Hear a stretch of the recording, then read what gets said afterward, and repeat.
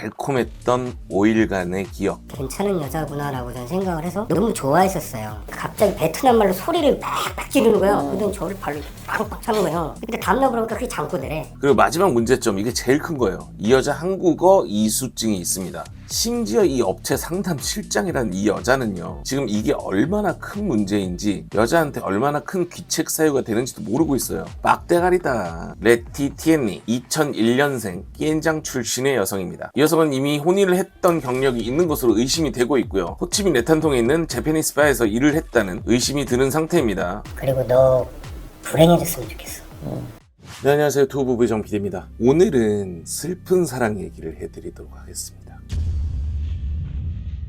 이 남성은 어느 날 저에게 제보 메일을 주셨어요. 그리고 2월에 비가 오던 어느 날 저희 사무실에 찾아와 주셨습니다. 43살 남성, 모태솔로, 베트남행 비행기에 올라타 도착한 호치민에서 맞선을 본 그녀와 첫눈에 사랑에 빠졌습니다. 그리고 결혼식으로 올리고 신혼여행을 다녀왔겠죠. 달콤했던 5일간의 기억. 5일, 단 5일의 일정으로 유부남이 되어 돌아온 이 남성의 이야기를 한번 들어보도록 하겠습니다. 그리고 이제 헤어지게 되잖아요. 근데 갑자기 뛰어오더니 딱 우는 거예요. 솔직히 전 그때 그 모습에 좀 많이 감동을 받았거든요. 네. 솔직히 제 모쏠이라서. 근데 주변에 이제 제가 여정에 대해서 알지를 못하니까 저희 누나한테 이제 얘기를 했죠. 그러니까 사촌 누나가 욕하더라고요. 그녀는 웃긴다 막 이러면서.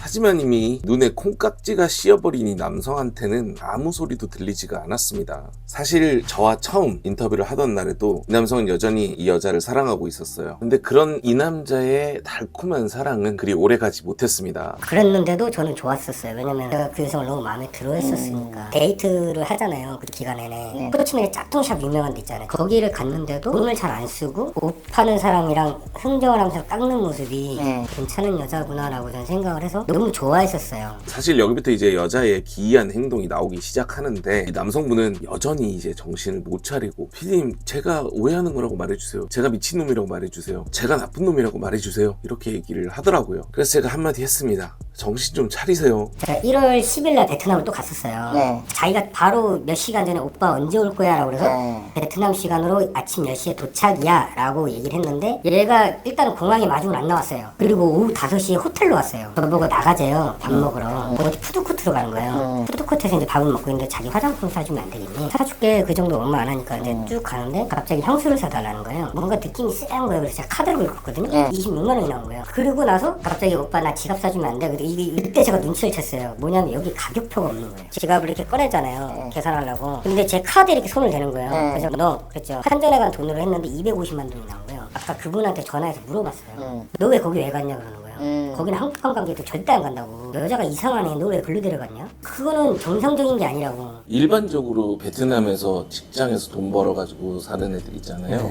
무서워서 이거 못 사요. 근데 15만 원짜리 지거를 산다고. 이 여성은요, 매달 용돈을 받아가고 전통 홀레비를 미리 땡겨서 또 받아가고, 뭐 이런저런 명목으로 적게는 수십만 원, 많게는 수백만 원까지 이 남성에게 금전을 요구를 했습니다. 근데 그걸 또 다 주고 있더라고요. 근데 여기까지는 괜찮아요. 좋아하는 여자한테 쓸 수 있잖아요. 근데 제가 이 여성분한테 나가서 좀 돌자. 뭐 나 야시장도 좀 구경하고 싶다. 뭐 이렇게 얘기했거든요. 그랬더니 아 피곤해. 그러더니 딱 올라가더니 샤워 딱 하고 딱 누워가지고 이 베트남 텔레비전 있잖아요. 딱 보면서 핸드폰을 이러고 있는 거예요. 근데 진짜 이렇게 자면 진짜 내가 왠지 아닌 것 같은 거예요. 관계를 하자는 게 아니라. 피디야 같이 자자. 그랬더니 갑자기 베트남 말로 소리를 팍팍 지르는 거예요. 그러더니 저를 발로 팍팍 차는 거예요. 근데 다음날 보니까 그게 잠꼬대래. 그때부터 약간 좀 느낌이 좀 쎄했어요. 그래서 느낌이 좀 쎄했지만 이미 엎질러진 물입니다. 그때 이제 제 영상을 보고 찾아오시게 된 거예요. 그래서 이분의 인터뷰를 토대로 이 여성의 문제가 되는 부분을 하나하나 짚어보도록 하겠습니다. 먼저 첫 번째, 아내와 연락이 잘 되지 않는다. 근데 이게 텀이 좀 길어요. 아예 안 한 적도 있어요. 뭐 봉사활동 가서 연락이 안 될 거라든가. 제가 한번 연락을 끊어봤거든요. 거의 3일 동안 연락이 안 했어요. 제가 전화하면 잘 안 받아요. 제가 하루에 10번이 아니라 그래서 시비를 쳤을 때 제가 하루에 한 번씩 해서 10번을 통화하면 그 중에 3일만 받아요. 그리고 반대로 그 여성이 저한테 전화해서 제가 그때 안 받으면 그날 영상 통화를 아예 못해요. 이만큼 여자가 저하고 대화를 하기 싫어했어요. 이게 12월 28일이면 이제 결혼한 지 2주도 안 됐을 때잖아요. 대화를 하자는 시간을 갖자니까 싫다고 그러잖아요. 저를 늘 이렇게 대한 거예요, 이 여자는. 제가 늘 말씀드려요. 베트남 여성들이요, 집 집착이 강하고 질투가 많기 때문에 사랑하는 남편, 남자친구와 연락이 잘 안 되는 거를 진짜 극도로 참지 못합니다. 절대 참지 않아요. 근데 3일 동안 연락이 안 됐다. 뭘 뜻하는 건지는 스스로가 잘 판단하셔야 돼요. 그리고 두 번째 문제점은 비밀스러운 이 아내의 페이스북입니다. 페이스북을 한번 보여드리면 제가 한번 연락을 했었어요. 느낌이 조금 계속 이상한 거예요. 뭔가 쎄한 거예요. 오빠 나 뭐 좀 개인적인 시간 좀 가질게 이러면은 제가 상관이 없는데 잔다고 그랬잖아요.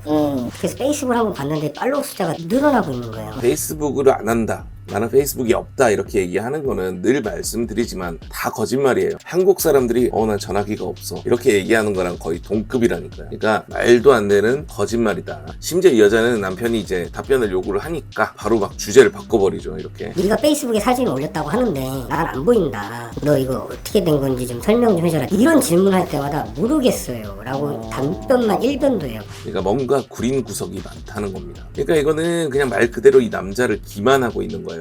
그러니까 남자가 베트남에 대해서 아무것도 모르고 있다 이렇게 판단을 한 아주 작정을 하고 사기를 치는 그런 패턴인 거죠. 그리고 세 번째 문제점은 금전 요구. 얘가 특이한 게요. 본인이 알아요. 이렇게 돈 달라고 하면 혼난다는 걸. 본인도 그 내용이 있어요. 그래서 어떻게 하냐면 나 아파 오면 제가 물어보잖아요. 많이 아파 병원 가야지 그러면 돈이 없어서 못 가. 밥 먹는 사진 이렇게 찍어서 보내요. 왜 밥 그거밖에 안 먹어? 돈이 없어서 아껴야 돼. 이런 식으로 얘기를 해요. 근데 제가 계속 돈을 보내줬거든요. 12월 달만 120만 원 보냈어 총. 제가 400달러 주고 왔다고 그랬잖아요. 업체 몰래 하신 거죠? 예. 왜냐면 얘가 그 얘기를 했어요. 비밀로 해달라. 귀책 사연은 신랑님한테 있어요. 업체 쪽에서 네가 돈 보내줘놓고 왜 나한테 지랄이야 하면 하시는 말씀이 하나도 없는 거예요. 그리고 마지막 문제점, 이게 제일 큰 거예요. 이 여자 한국어 이수증이 있습니다. 그러니까 지금 같은 경우에는 토픽 1급으로 대체가 되는데 이분이 결혼했던 이 시기에는 지정된 어학당에서 한국어 교육을 이수를 하고 영사관에서 주최하는 시험을 쳤어야 되는 그 시스템 하에 있었던 상황이었고요. 근데 이 여성한테 이 한국어를 이수했다는 경력이 있었다는 겁니다. 제가 항상 말씀드리잖아요. 이 한국어 있으면 안 된다. 신부가 기숙사에 들어가기 싫었던 거예요. 신부가 자기가 이렇게 저 옆에 있는데 이렇게 하는 거예요. 딱 보니까 뭔가 있더라고요. 저 자세하게 못 보는데 자격증이라고 써있는 거예요. 저는 이제 솔직히 속으로 그 생각을 했어요. 저도 이러면 내 와이프 기숙사 안 들어도 되니까 이 돈은 내가 받을 수 있겠구나. 그래서 제가 이거를 보여주면서 앞자리에 앉아 있었거든요. 이거 보라. 우리 와이프 되게 똑똑하다고. 그때 너무 좋았어요 진짜. 지금 생각해봐도 그때도 느꼈지만 당황하더라고요. 한참을 봤어요. 그런 다음에 뭐라고 얘기를 했냐면 그대로 얘기를 해드리면 통역한테 핸드폰을 주더니 야 이거 유효기간이 언제고 이거 적용되는 건지 한번 알아봐. 뭘 알아봐, 이미 봤으면 다 알 거 아니야. 심지어 이 업체 상담 실장이라는 이 여자는요, 지금 이게 얼마나 큰 문제인지, 여자한테 얼마나 큰 귀책 사유가 되는지도 모르고 있어요. 하나도 모르고 있어요. 하나도. 알고 있으면 이렇게 뻔뻔스럽게 카톡에다가 이 여자 한국어 자격증 있다고 쓸 수가 없어. 근데 이걸 썼다는 거는 막대가리다. 교육은 이수했는데 자격증이 시험을 보질 않았어요. 그러니까 교육 이수증, 그러니까 교육 이수증이 있는 거예요. 그게 뭐가 중요해? 이수증 있으면 되잖아. 근데 그 이수증이 있다는 건 뭐냐면 얘가 누군가 결혼 신혼여행 같은 거 이렇게 했었잖아요. 여행 갔다고 했잖아. 그걸 한 거예요. 얘는 다른 사람이랑. 결혼 안 했어. 아직. 아니요, 그러니까 들어보세요. 처녀야 처녀. 제가 이제 지인을 통해서 좀 확인을 해봤습니다.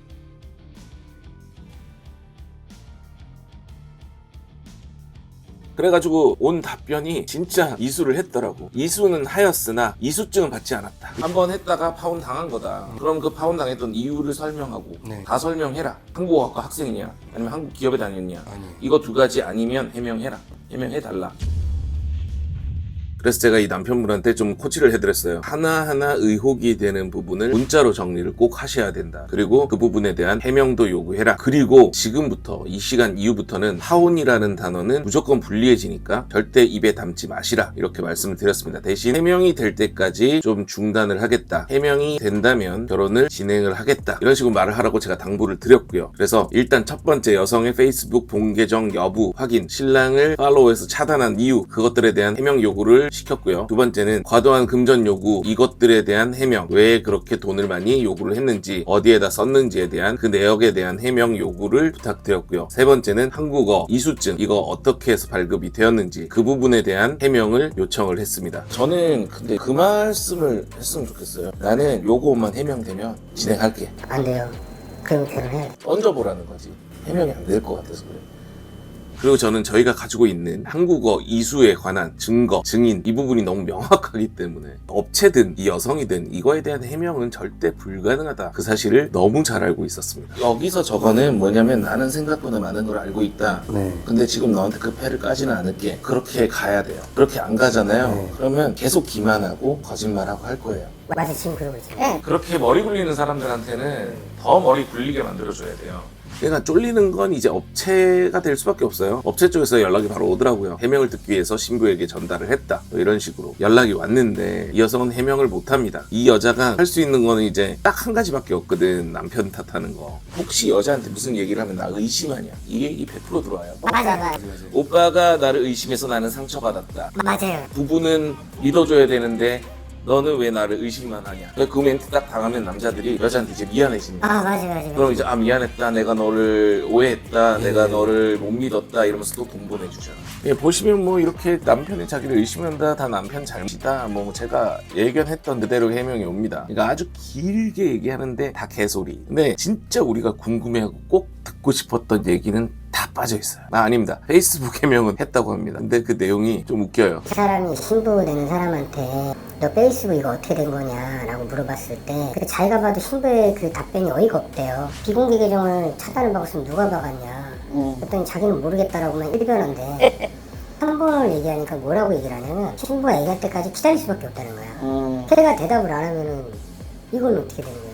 자, 몰랐다. 왜 그런지 몰라요. 얘들을 늘 하는 거지만 이렇게 자기 할 말만 잔뜩한 이 신부 결국 어떻게 됐을까요? 이 해명을 하고 며칠 뒤에 바로 잠수를 탑니다. 사라졌어. 페이스북 계정까지 싹 닫고 사라졌습니다. 근데 지금 중요한 거는 여러분들 지금 구독 버튼 안 누르고 이 영상 보고 계시다는 겁니다.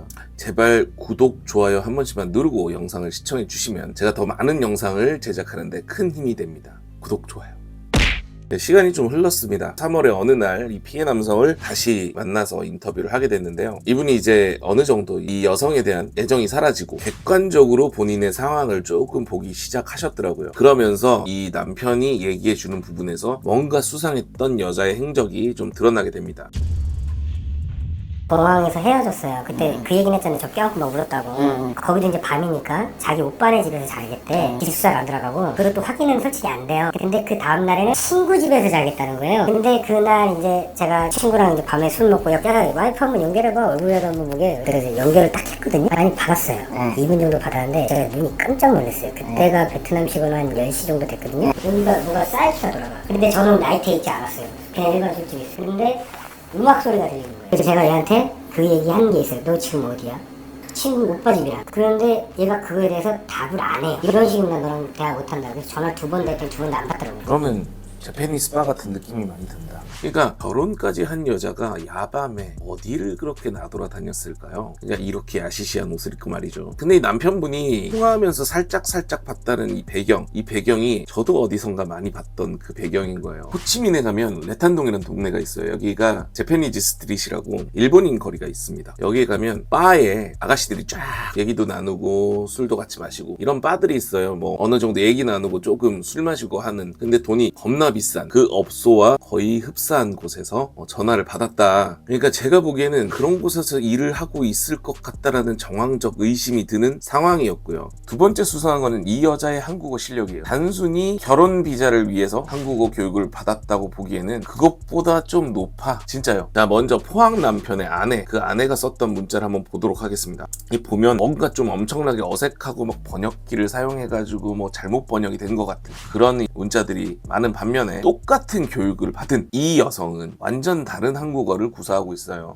지금 딱 보기만 해도 크게 이질감 없는 한국어 문자가 오가는 게 보이죠. 딱 두 가지를 이렇게 비교해서 보니까 진짜 잘 보이는데 짧게 한국어 공부해가지고 지금 이 여성처럼 이렇게 고급지게 못 씁니다. 4급에서 5급 정도 되는 저희 와이프 같은 경우에나 뭐 이 정도로 쓰지 나머지 뭐 했다 뭐 이런 식으로 좀 이상하게 씁니다. 그러니까 이 정도의 문자력은 단순히 한국어 학당에서 1급을 땄다, 이수를 했다 그렇게 해서 만들어질 수 없는 한국어 능력이라고 저는 판단하고 있고요. 그리고 세 번째 수상했던 점은 이 여성 20만 원이 넘는 향수를 사는데 전혀 꺼리낌이 없었다는 겁니다. 나 너랑 결혼할 마음 있으니까 믿어줘. 라는 의미에서 제가 3,500달러 보냈다고 그랬잖아요. 저는 그냥 뻘짓한 거네요. 뻘짓하신 거예요? 버린 거네요. 그리고 이 여자 제가 보기에는 호치민에서 뭐 일을 하고 있어요. 그리고 일하면서 뭐 친구 집 시구집 오빠집 아니고 바 같은 데 일하는 여자들이 얘들이 집을 하나 빌려가지고 거기서 같이 살아요. 그러니까 씀씀이 이상하다고 했잖아요. 그 씀씀이 애들은 그 씀씀이가 돼. 얘들은 저도 그 정도 느꼈어요. 돈 버니까. 네. 보통 이 정도의 과의 물건을 살 때 평범한 베트남 여자들은 진짜 살 떨려요. 잘 사지도 못한다고. 이건 진짜입니다. 그리고 마지막 남편이 떠나갔을 때 이 여자가 잠을 청할 수 있는 오빠의 집, 친구의 집이 있다는 사실이에요. 제가 호치민에 가잖아요. 그럼 얘는 기숙사에 안 들어가려고 그래요. 딴 데로 새요. 내가 허락받았다고 하면서 딴 데로 자꾸 새요. 이번에 헤어질 때도 오빠 집이라고 해서 오빠 집에서 잔다고 하고 뭐 빨래했다고 그러고. 지금은 기숙사에 없는 거잖아. 지금은 이제 지 집에 있죠. 친정에 있죠. 친정에 있는지 호치민에 있는지 모르잖아. 네, 지금 현재 이 여성은 잠수를 타고 행방이 묘연한 상태입니다. 근데 어느 날 제 페이스북에 이 여성이 올린 글이 떴어요. 번역을 살짝 돌려보면 어떤 내용이냐면 한국인 신랑의 사진을 올려놓고 신부들을 모집하고 있는 거예요. 마담이 됐나? 마담 일을 배우나? 중요한 거는 고양이는 돌아가지 않았다는 사실. 지금 딱 보면 조상님이 두 개를 놓은 것 같아요. 하나는 여자애가 가기 싫어가지고 이거 한국 여자가 좀 보여준 거. 그리고 하나랑 제 소리가 원래 통과가 됐어야 되는데 베트남 그때 당시 설 연휴가 낀 거예요. 그래서 미뤄진 거예요. 그 두 가지가 진짜 살렸네. 안 그랬으면은 저는 일단 이거는 짐작도 못했겠죠. 그리고 현재 이 남편은 이 여성을 사기죄로 형사 고발한 상태입니다. 그리고 그 고소장 역시 제가 작성해 드렸어요. 현재 여성이 한국에 있지 않기 때문에 기소 중지 상태지만 한국에 입국을 한다면 언제든지 기소가 되고 조사를 받으러 경찰서에 가야 됩니다. 어서 한국으로 오시기를 기대합니다. 저는 약간 그 말씀 드려요. 일시불이냐 할부냐거든. 연애를 지금까지 안 했잖아. 아, 그렇죠. 보통 사람들이 연애를 하잖아요. 네. 분할납부를 하면서 살거든. 네, 그렇게 돈을 써가면서 연애를 하면서 시행착오를 겪는 거잖아요. 네. 철수 씨 같은 경우는 연애를 쭉 안 하다가 이 여자를 하나 만났는데 일시불로 돈을 낸 거지. 시행착오에 대한 비용 지출이에요, 어떻게 보면. 네. 만일에 한국에서 연애 경험이 좀 더 있었으면 조금 더 현명하게 판단을 할 수 있었겠죠. 그쵸, 맞아요. 제가 보기에는. 그리고 마지막으로 이 피해 남성분이 여성분에게 하고 싶은 말이 있다고 해서 한번 들어봤습니다. 진심을 정말 알고 싶고 뭐 아직도 못 잊었네 이런 말이 아니라 너의 정말 속마음이 뭐였는지가 정말 궁금하고 만약에 내가 느꼈던 거 그게 정말 맞았다면 너 똑같이 당했으면 좋겠어. 너 한국에 오고 싶어 하는 것 같은데 어떻게 해서 너 한국에 못 오게 하는 게 내 최대 목표고 그리고 너 불행해졌으면 좋겠어. 자, 여러분께 알려드립니다. 이 여성의 이름은 레티 티엔니, 2001년생 끼엔장 출신의 여성입니다. 이 여성은 이미 혼인을 했던 경력이 있는 것으로 의심이 되고 있고요. 호치민 내탄통에 있는 재패니스 바에서 일을 했다는 의심이 드는 상태입니다. 남편의 증언에 따르면 이 여성의 휴대전화에는 많은 한국 남성들의 연락처가 있었고요. 연락을 주고받은 흔적도 많이 있었다고 합니다. 능숙하게 한국어로 문자를 주고받을 수 있는 여성이에요. 호치민의 맞선장에서 혹시 이 여성을 만났거나 이 여성과 지금 결혼을 진행하고 있는 남성분이 계시다면 즉시 중지하시기를 바랍니다. 또한 이 여성과 바에서 만나셨거나 미프 등의 어플을 통해서 대화를 나누신 적이 있는 남성분들께서는 증언을 해주시기를 부탁드립니다. 많은 분들의 제보 부탁드립니다. 자, 그렇다면 이 피해 남성이 결혼을 진행한 업체 과연 순순히 남성에게 환불을 해줬을까요? 절대 그럴 리가 없겠죠. 이 업체 제가 들어본 중 가장 악질적인 업체입니다. 실제로 통화 내역도 많이 봤고요. 대화 내용도 많이 봤습니다. 진짜 최고 악질이에요. 그 최악의 악질 업체와 남편의 공방전 그 이야기는 다음 주에 계속됩니다. 감사합니다.